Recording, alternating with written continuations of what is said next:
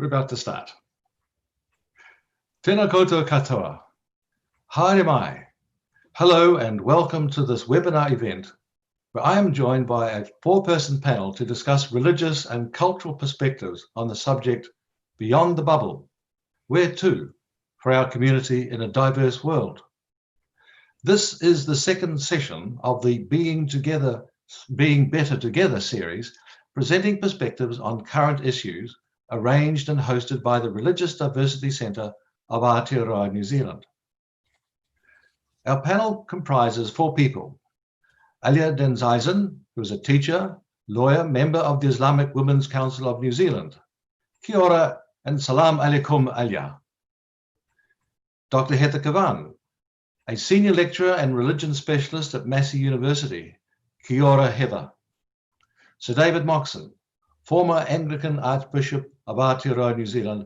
Tēnā koe, David. Associate Professor Damon Salisa, Pro Vice Chancellor Pacific at the University of Auckland. Talofa lava, Damon. I'm Douglas Pratt. I'm a theologian and scholar of religions, and I'm involved with the Religious Diversity Centre. It is my pleasure to facilitate this event. With the sentencing recently of the Christchurch terrorist, there has come a sense of relief for many, but also a reminder of the lesson and need to continue to work at being a caring community, one that positively embraces diversity and so resists and counters discriminatory, racist, and Islamophobic attitudes and behaviours. This surely remains a priority. Yet our context now is rather dominated by COVID-19. The impact of this tricky virus and how we deal with it and adjust so much of our lives as a consequence, both as individuals and as a community, will occupy our attention and energies for some time to come. It seems in effect that we are contending with two sorts of virus, one biological and the other ideological, and there are links. On the one hand, ideological responses that deny the evidence and logic of medical science in favor of some form of supernatural or quasi-magical protection. On the other hand, ideologies of outright denial and the embrace of far-fetched conspiracy theories. And there are many others. Such ideological diversity forms the wider picture and challenge of dealing with the coronavirus threat. And when it comes to our diverse cultural and religious makeup, our society is faced with the reality that not everyone is comfortable with diversity. Indeed, some actively resist and reject it. This is one facet of racism and of white supremacy, for example. Today, all sorts of issues, reactions, and questions arise. In our discussion, we aim to identify and reflect on a few that are pertinent to our religious and cultural diversity. How can we move forward as a community, the so-called team of 5 million? We will hear from each of our panelists in turn, allowing some time for the panel to respond to each other's comments, then open up the discussion to incorporate some questions from viewers. And we hope there'll be quite a few of those. So we turn now to our first panelist, David Moxon. David. Tēnā koutou. Namaste, salam alaikum. Warm greetings. Good to be with you this evening. Just 5 minutes on some examples of interfaith and multi-faith solidarity around peace and justice, which seems to provide a sense of common humanity and mutual understanding, which is as powerful as the theological dialogues. In other words, if we can find a togetherness on the frontiers of oppression or poverty or injustice and link arms there, we may find that solid ground underneath us, which enables us to improve the quality of our theological conversations as well. So rather than waiting for a total or unanimous welding together of doctrines necessarily, although that conversation is vital, we also may find acting together when the need is overwhelming, when the wound is so deep, when the crisis is so threatening, brings us together anyway.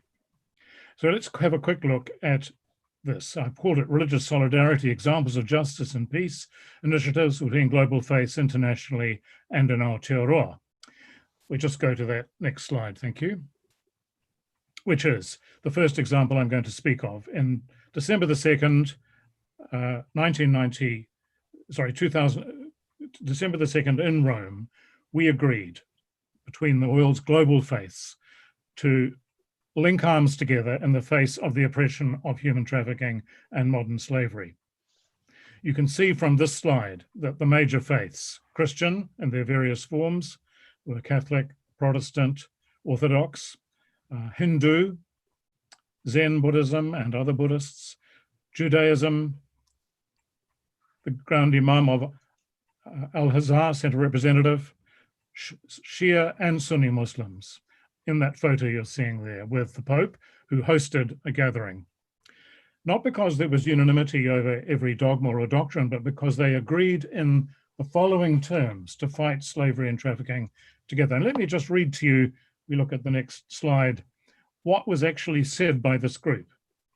We, the undersigned, are gathered here today for an historical initiative to inspire spiritual and practical action by all global faiths and people of goodwill everywhere, to eradicate modern slavery across the world and for all time.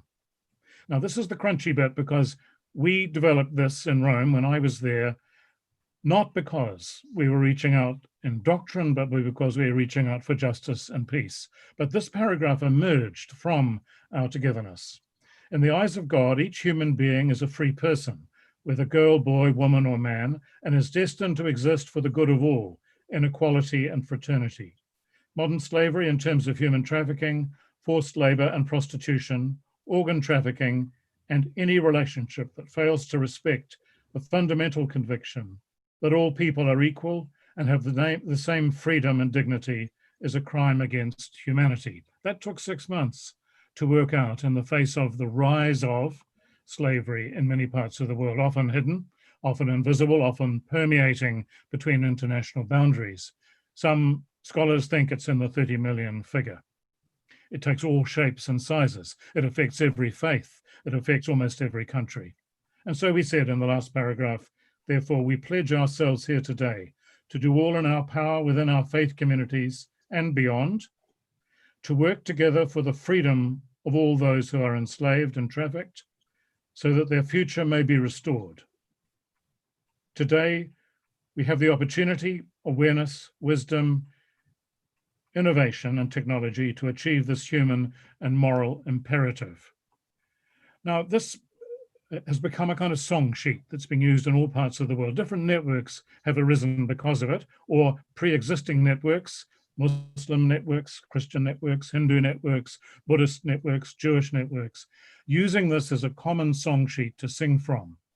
In other words, the philosophical solidarity we need is available to us on this page, and we can therefore move forward together in the face of trafficking and slavery. And I've seen examples, including this country now, where interfaith solidarity over slavery and trafficking is quick starting everywhere, and initiatives are taking in the business community, across the education world, in the social work world, in unions, in legislation being developed to try to be more preventative, supply chain research, supply chain cleansing, and so on.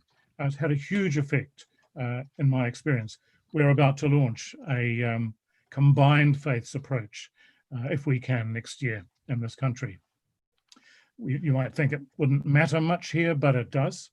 In the horticultural industry, the fishing industry, the sex industry, there are examples of probably between 1,000 and 2,000 people who may be in fact trafficked. Next slide. Now, Assisi in Italy has been known as the place of peace, made famous by St. Clare and St. Francis in the Middle Age period.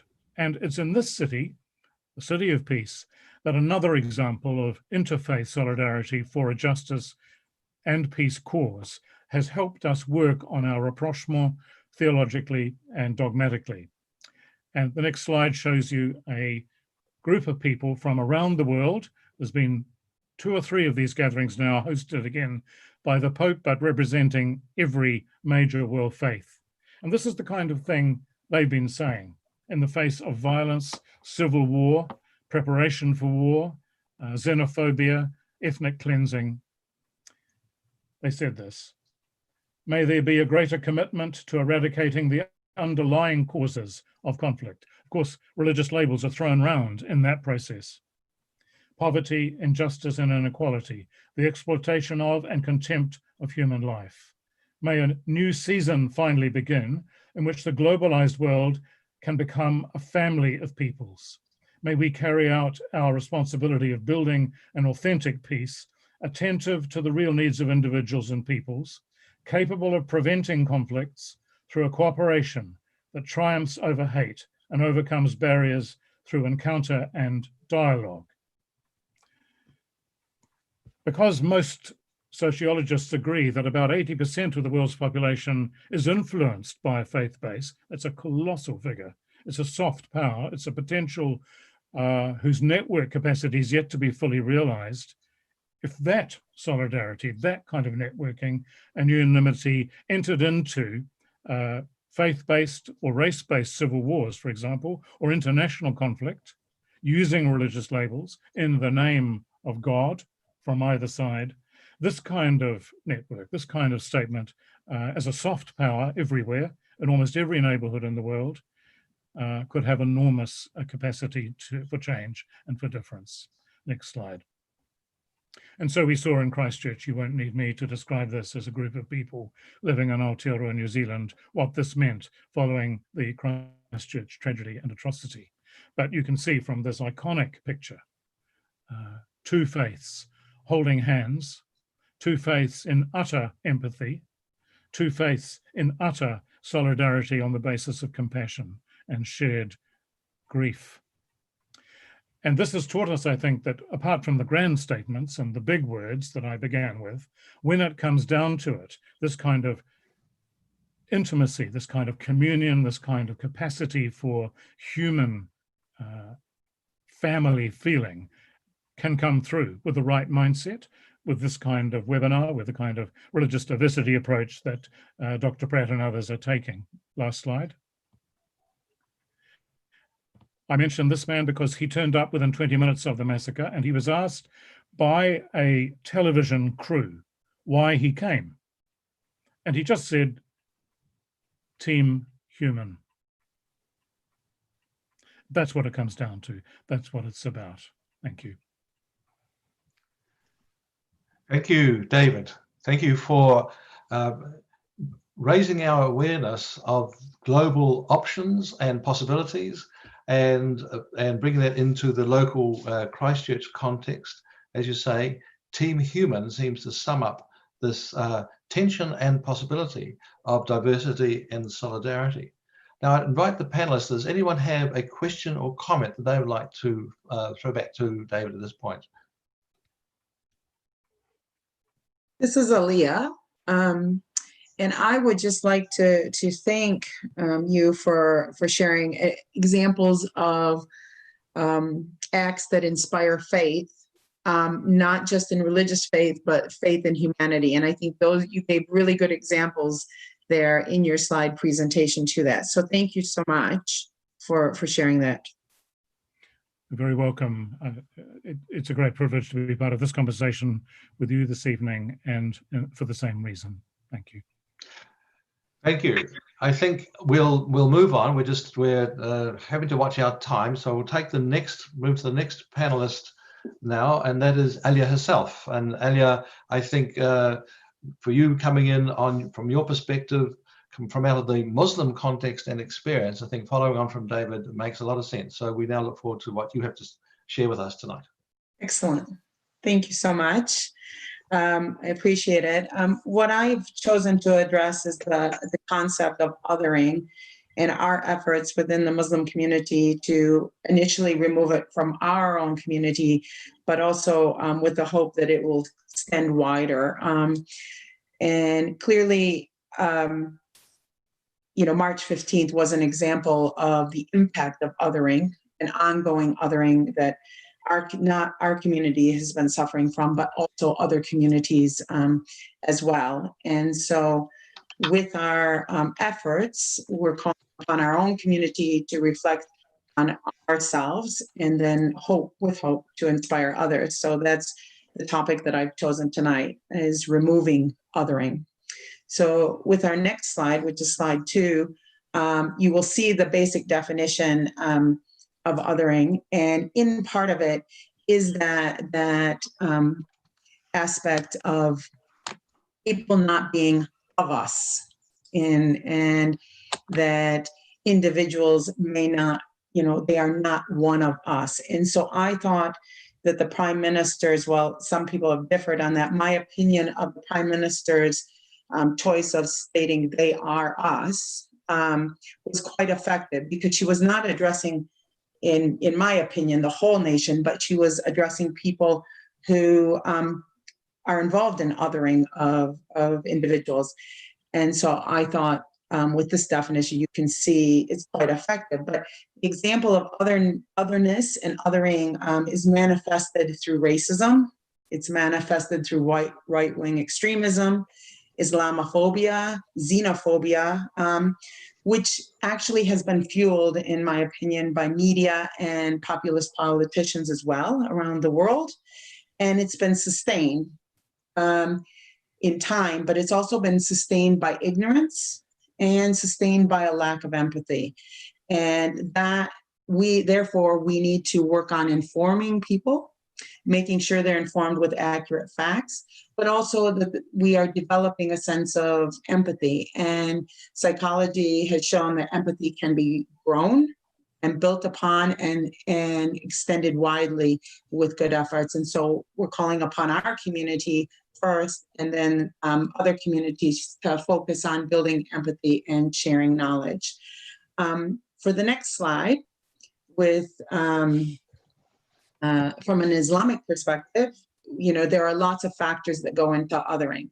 The first big one that we see is history and the background of people. So it may be history within a country or history within a family, achievements that have occurred or successes that carry through centuries. Also, location may have an impact, whether it's geopolitical or wars that have occurred before, or just location with what resources are available in one region versus in the other.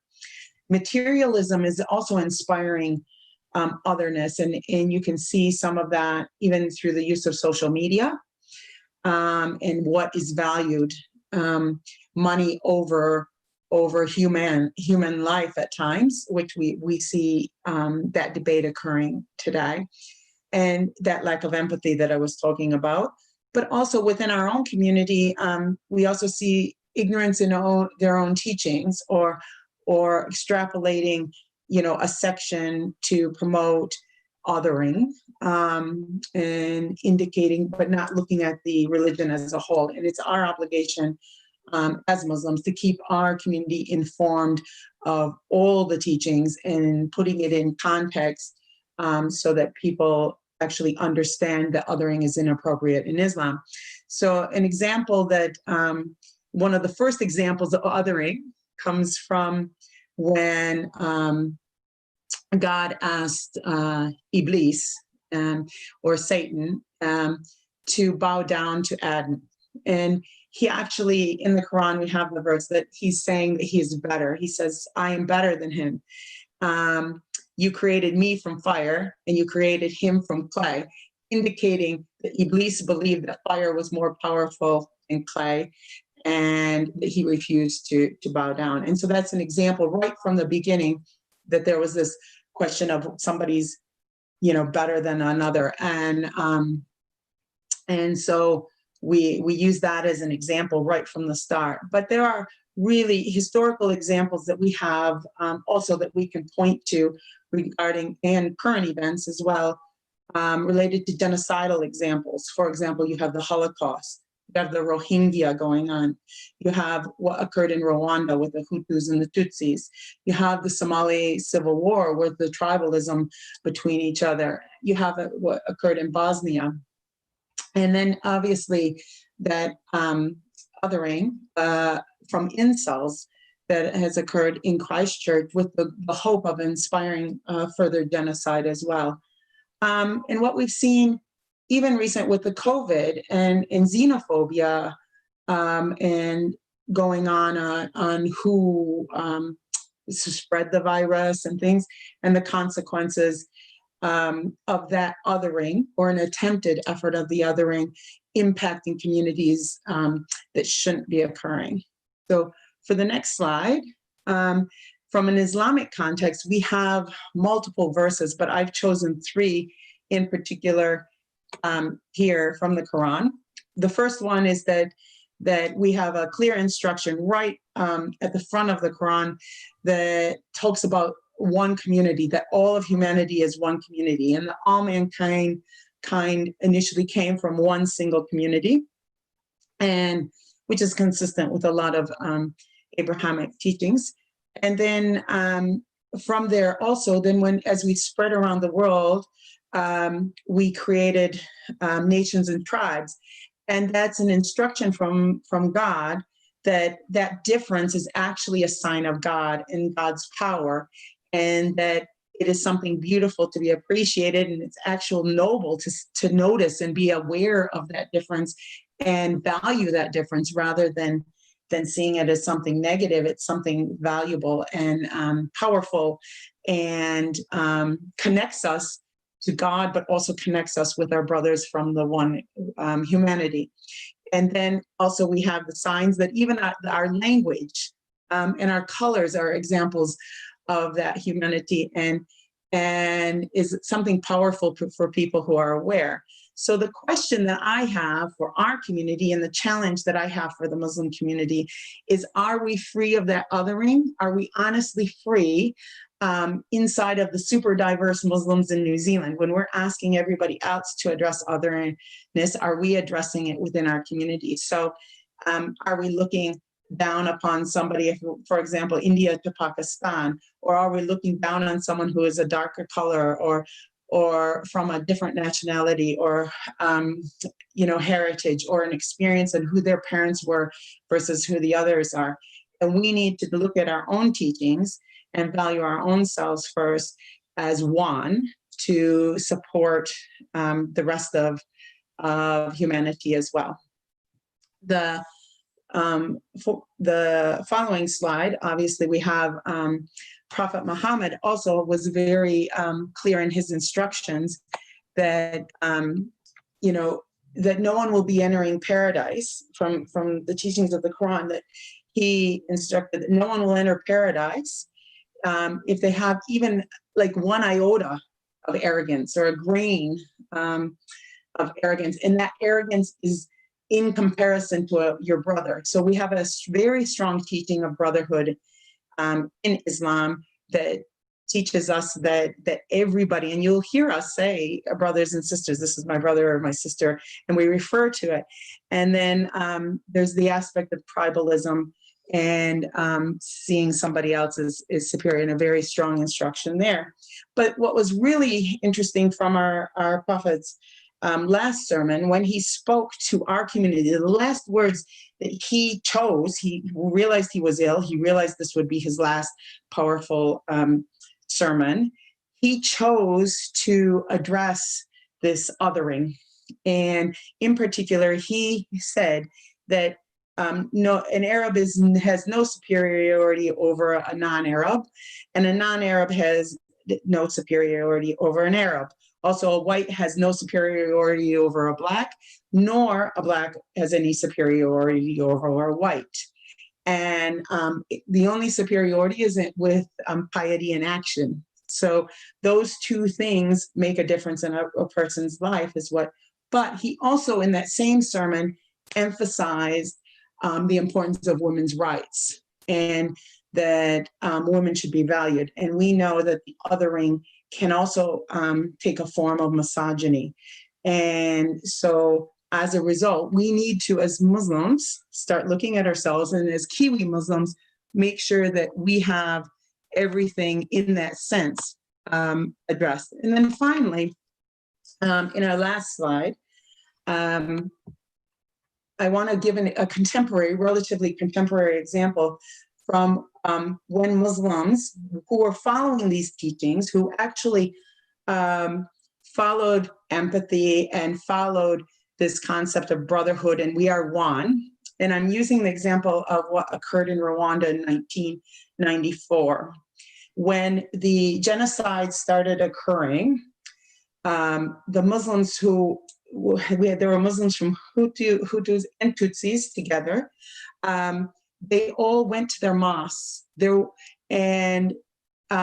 Muslims were gathering in the mosques, and they accepted Hutus and Tutsis who ran away into the mosque as well.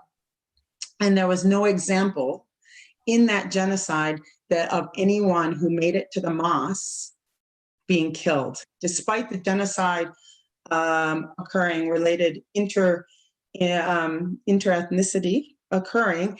It did not occur in the mosque because of that practice inside the mosque, that practice of oneness, of brotherhood, and the belief and care. And it was empathy, not just the Muslims, but non-Muslims.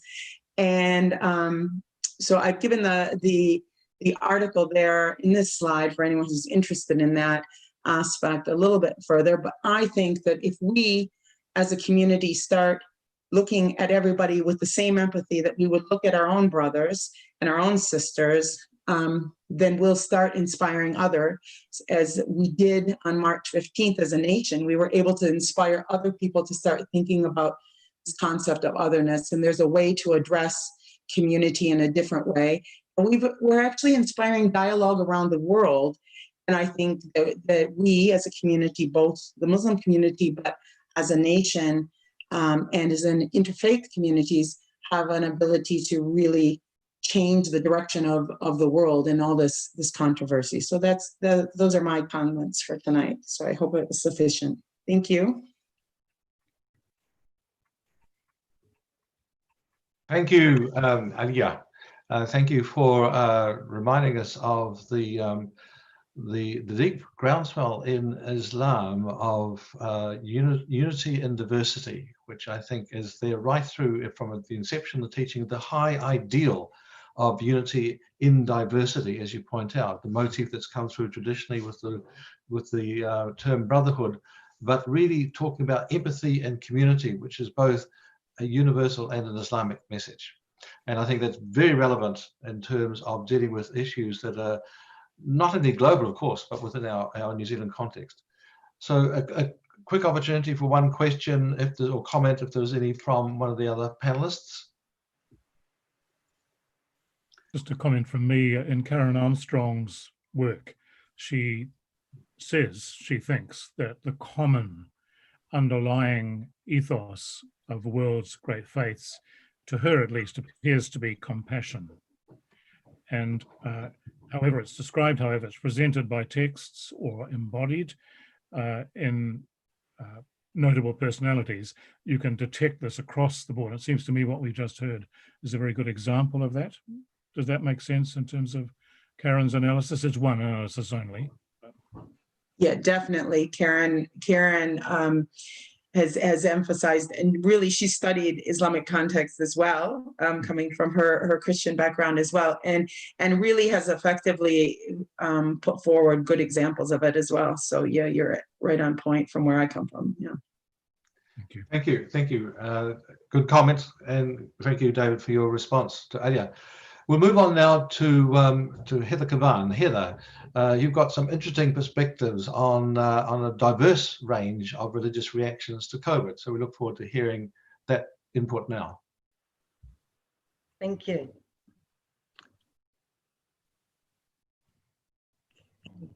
So my topic is 7 unconventional faith responses to COVID-19. So if we could move the slide, please. And I'll start with the background. So during the pandemic, lots of different faiths had particular challenges that were specific to them. To give some examples, the Jehovah's Witnesses could no longer go door knocking, and they became very concerned that a vaccine would have blood plasma in it and they would be forbidden to use it. The Latter-day Saints or the Mormons had to call back missionaries working abroad knocking, and that will affect their church growth. Gloriavale, the Christian community, already isolated, still had the problem of occupants living in close proximity and having communal meals. Destiny Church had to listen to embarrassing reminders about bigoted things Brian Tamaki had said in the past, linking disasters to gay people. The mega churches were full of empty seats, and large religious gatherings, especially in Korea, were being blamed for spreading the virus. Also, faith healers were not, or are not, looking very credible at the moment. They've been trumpeting their healings and miracles for decades, and now at the moment that people needed them, they didn't seem to be able to perform. And I didn't put Rastafarians on the list because I don't really know the situation, but I suspect, at least overseas, that there might be challenges because it would be difficult to pass around a joint collectively during COVID-19. Meanwhile, while all this is going on, international surveys show that more people prayed and meditated during lockdowns than before it, mainly because they had to draw on their own resources to make decisions, and they were worried about friends and family. And again, we have more people reflecting on existential questions about their identity. What's the meaning of life? What happens when I die? So against this backdrop, I'm outlining 7 faith responses that I find interesting, and I hope you will too. Moving to the next slide, response 1, fighting the spiritual battle. Now the view here is that COVID-19 is evil, or to use Brian Tamaki's phrase, a filthy virus. Now for these people, there's a cosmic battle between Satan and Jesus, that Jesus will win. And there are very strong parallels here with politicians' comments, especially Boris Johnson, about waging war on the virus. These ideas are very much linked to the need to appear strong and powerful rather than vulnerable, and well encapsulated by the American evangelist Rodney Howard-Browne's line when he said rather colourfully, we're raising up revivalists, not pansies. Moving on to the next response, searching for prophecies. Predictably, the quest has been on to search for prophecies of the virus. Christians have drawn from the Bible, specifically the verse in Luke 21:11, where the author speaks of great earthquakes, famines, and pestilences as a sign of the end times. Also, the book of Revelations, where in some biblical translations, the 4th horseman of the apocalypse is called pestilence or plague. Turning to Nostradamus, the 16th century prophet, judging by the internet, many people have looked up an oblique reference in his prophecies to the great plague of the maritime city. And there's obvious problem with that Wuhan is not a maritime city, but people got around this by pointing out the connection with the virus and seafood market. Well, what about the psychics? Sylvia Browne is the closest to a prediction. She predicted in 2008 that there would be a severe pneumonia-like illness that would spread through the globe, attacking the lungs and the bronchial tubes, and resisting all known treatments. And of course, the spiritual channelers have long been predicting the age of Aquarius, where there's a great change that shifts people to a higher, more elevated state of consciousness, and are now thinking that this could be the great change. Moving on to the next response, which is to spread conspiracy theories. These are mainly right-wing members of diverse religions, both Eastern and Western, but very particularly evangelical Protestants, or some evangelical Protestants. So in the absence of religious services during lockdowns, many people turned to social media, and there they found the conspiracy theories, like QAnon. That's the online movement who proclaim that Trump is leading a secret fight against prominent politicians involved in child trafficking. So QAnon overlaps with the pandemic conspiracies, that shadowy forces inside China and the Democrat Party caused what they call the plandemic. Why? Allegedly to control people, to detract from the real problem of the so-called satanic child sacrifices, and to damage Trump's chance at re-election by destroying the economy. Let's move on to a fourth response: to capitalise and exploit. This is mainly followers of prosperity gospel televangelists and also right-wing groups. So the pandemic has spawned an industry. You can buy spiritual protection from the virus for $91. Incidentally, the number 91 is based on Psalm 91. You can buy a silver solution cure for COVID-19 from televangelist John Becker.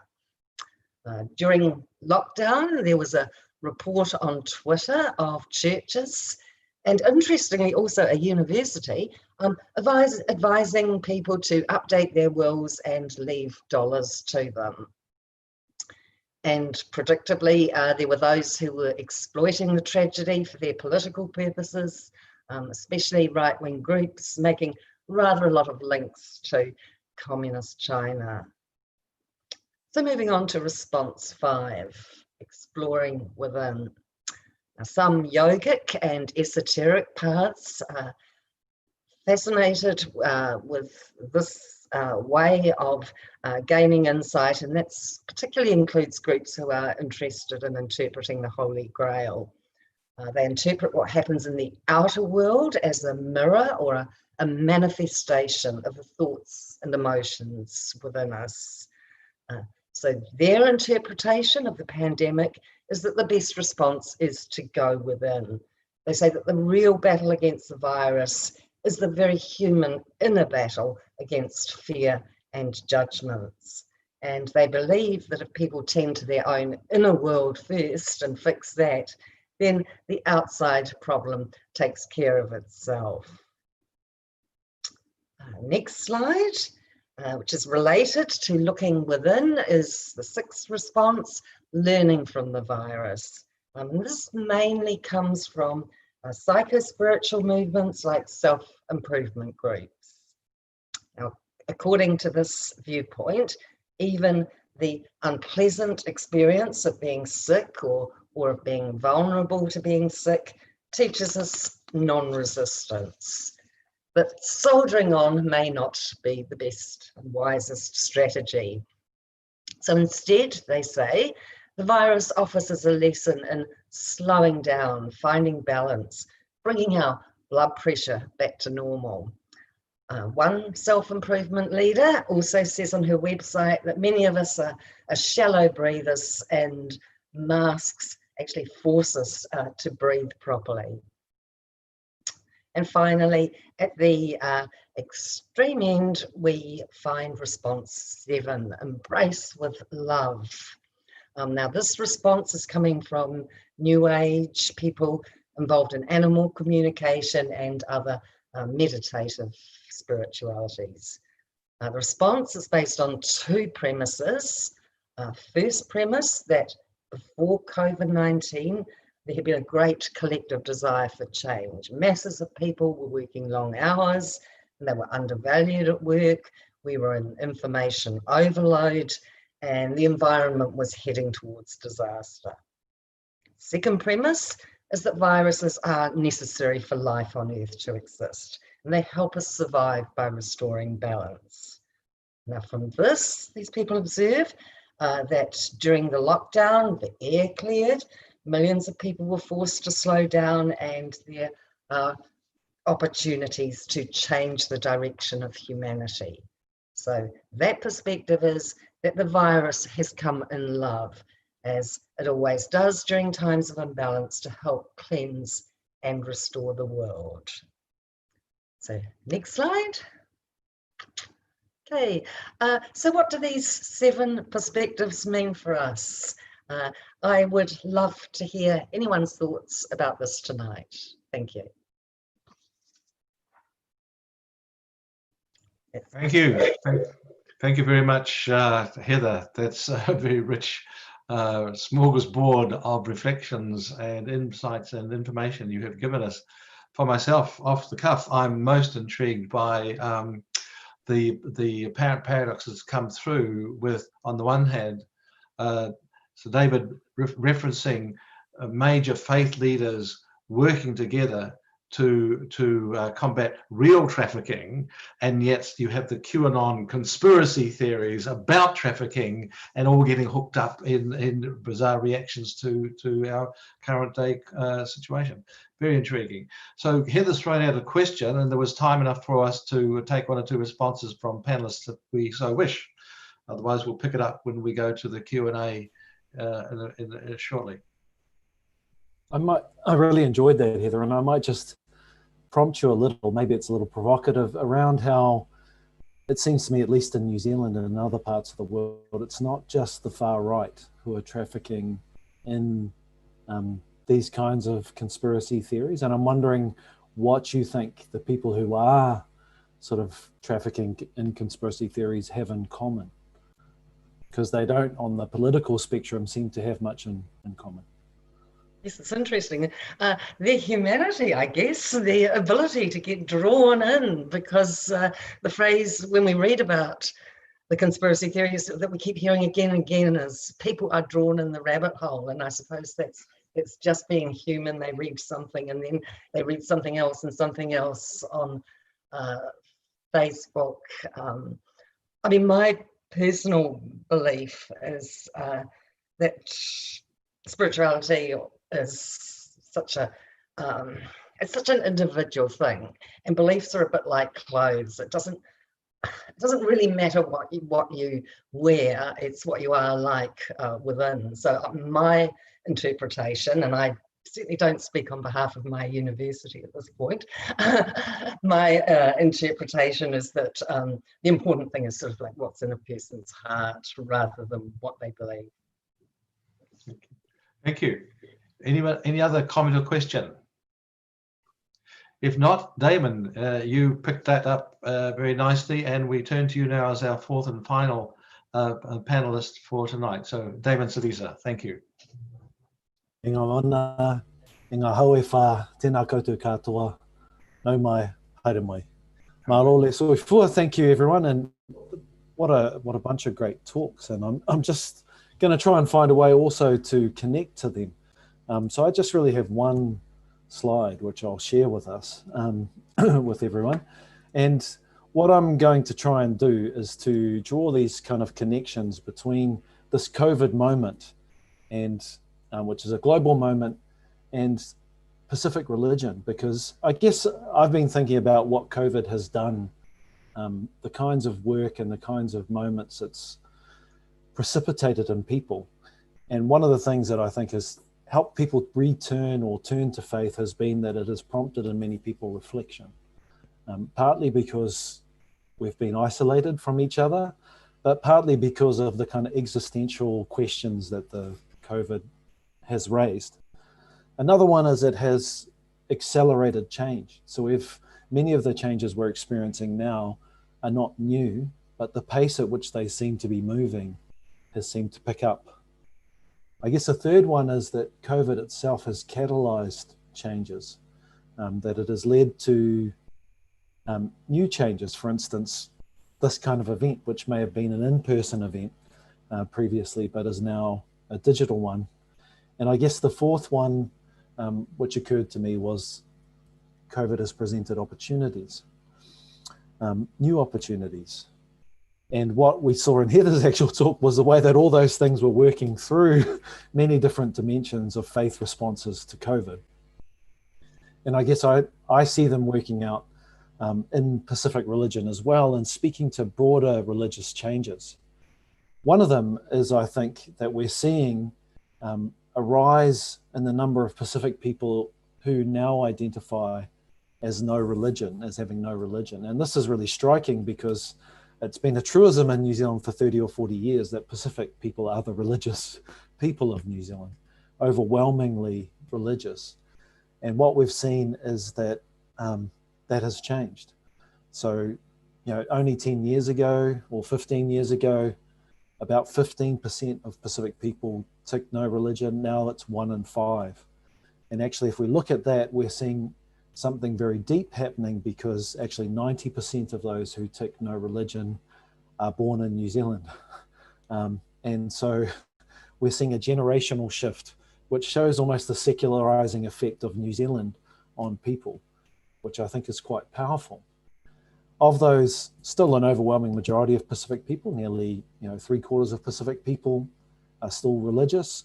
We're seeing Pacific people move away from the churches they were once with.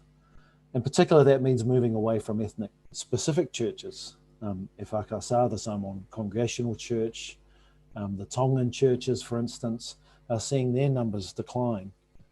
And with that are a number of other changes. So those, and we've studied this quite well, those churches are quite strongly correlated with young people who are capable in their language and culturally resilient. So the shift away from these churches seems to point to other changes as well. And where are those people shifting to? They're not just shifting to a state of no religion, they're shifting to new churches. And so some of this is coming in some of the talks we've seen.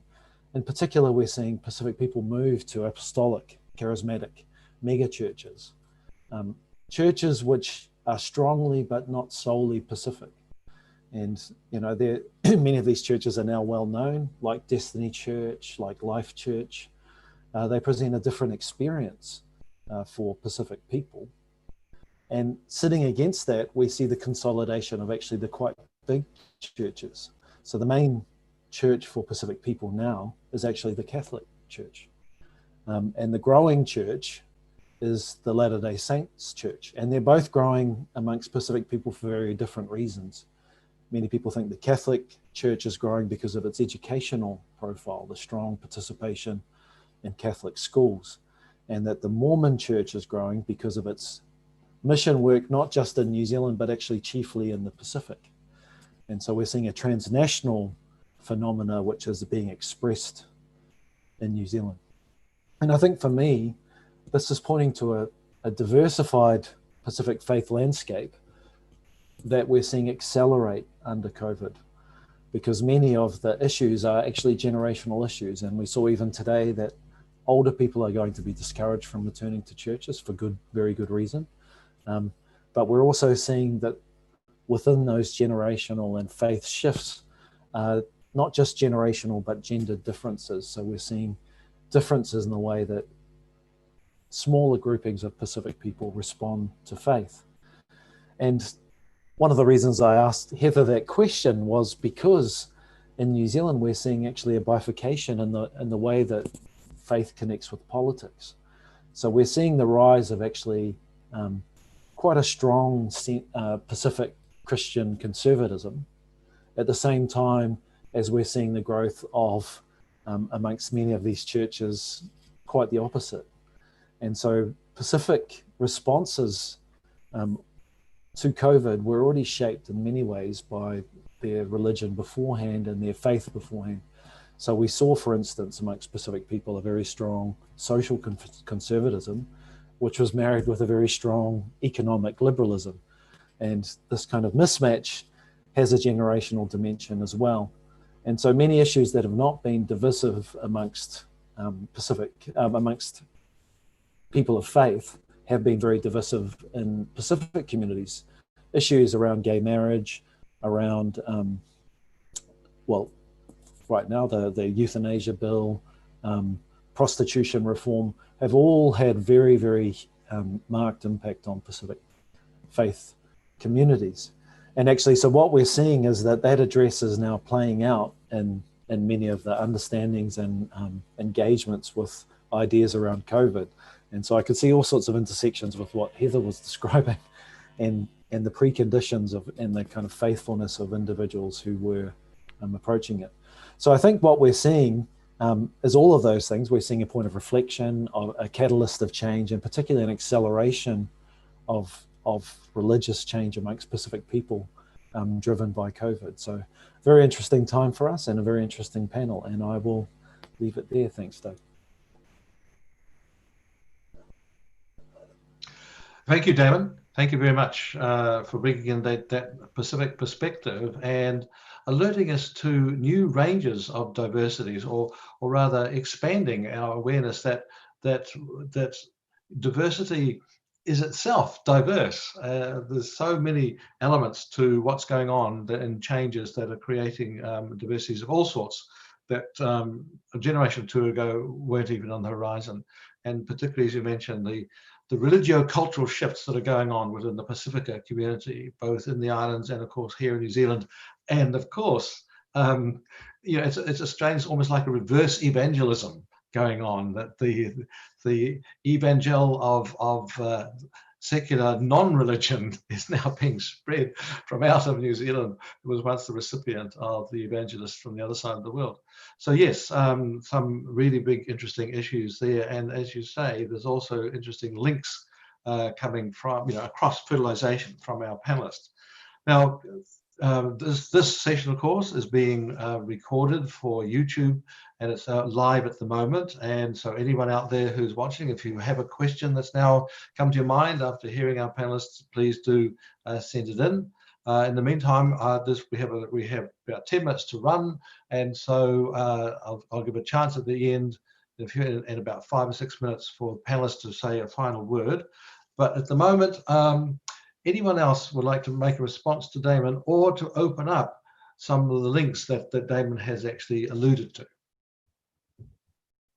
I'd like to discuss a little bit the intergenerational issue. And what I'm finding is that our young people are actually able to articulate and navigate that space of nuance and inclusivity a lot better than the elders. And if we aren't making sure in our communities that we're getting that youth at the table, then really our elders are being left behind as well, for some dialogue and some inspiring thought, really, that we've found quite powerful within our communities this year in New Zealand, in the Muslim community. And I was wondering if anyone else had seen that as well. Thank you. Thank you. Damon, a question has come in for you, if I may turn back to Damon now in response from what you've said.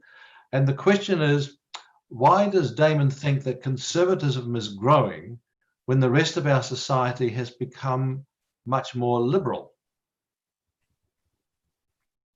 Damon? That's a great question, isn't it?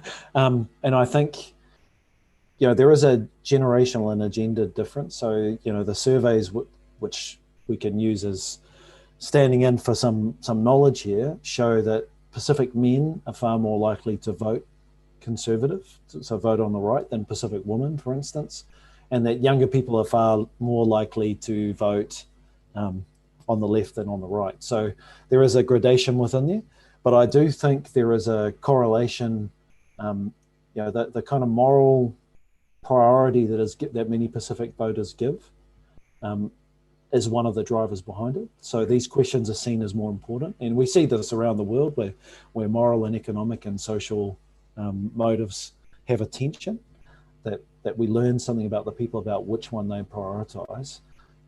And clearly, I think, and here I'm with Aaliyah, that the impact of the social discussions around those moral priorities has tended to be quite powerful. And I think another thing that we see happening in New Zealand, which is often little appreciated, is how there are actually quite strong ethnic media components within New Zealand. So there are many, for instance, surprisingly many Pacific newspapers. There's a whole Pacific radio ecosphere.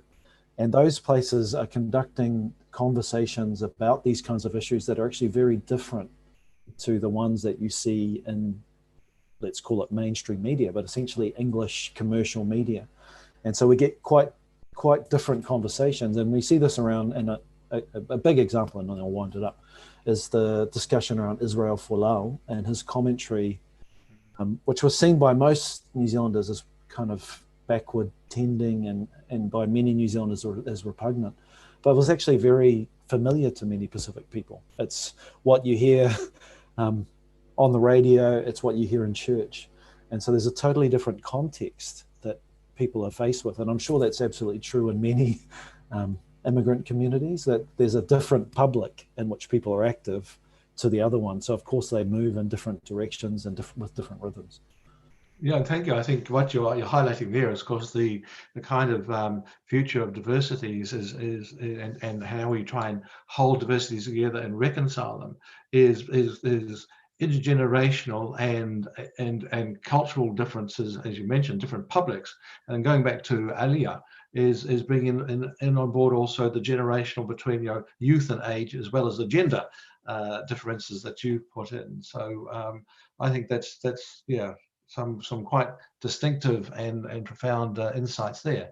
Any other comments? To the importance of civic education in New Zealand, and I think we haven't really needed it in the past because we've had a prevailing culture, but we're going to need it. I think that's a very good point. That would take us into another whole issue, but yes, the need for civic education is probably quite pressing. But now, yes, any other panelists want to respond to that or pick up on another issue? We've got a few minutes before we need to then, or 1 or 2 minutes, and we'll round up. We've no other questions to come in. Research by Dr. Hay and others in the last 20 years, and perhaps also expressed in New Zealand research as well, there seems to be a reality where institutional or traditional or heritage-based faith communities are experiencing different kinds of morphing and changes, some decreasing, some consolidating, some evaporating, at the same time as a pretty persistent experience of spirituality or numinosity or mysticism. The research would need to be done again, I suppose, but there was some out of Massey a while ago which found high levels of awareness of the sacred, but much lower levels of adherence to an institutional expression of that. And I think what we're discovering underneath this conversation perhaps is that spirituality itself, a sense of the sacred, an intuitive connection, is very, very resilient and almost endemic, but it's changing its clothing or its institutional expression or its fluidity. And maybe that means to us that we should find new ways of holding hands in that, but not perhaps draw the assumption that spirituality itself or even faith awareness is dying. I don't think it is.